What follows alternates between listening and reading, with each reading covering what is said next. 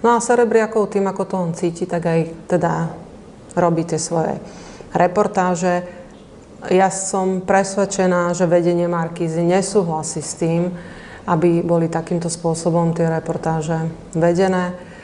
V tom rozhovore som možno bola nejakým spôsobom asi viac taká ako keby nahnevaná, čo vyplývalo aj z celej tej situácie, kedy som si prečítala články a kedy horelo moje komunikačné oddelenie, lebo všetci nás tu, začali to myslím Aktuality, začalo tu normálne, že požiar ohľadom tejto busty, o ktorej teda sa chceme rozprávať.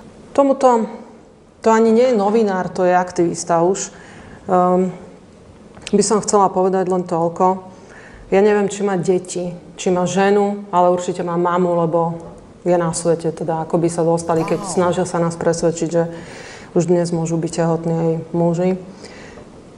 Vážiť si ženu a neísť jej až do útrop, do zubných kazov možno, ako to on urobil, s akým nasadením a s akým takým provokačným štýlom sa so mnou rozprával, s jediným cieľom: položiť ma.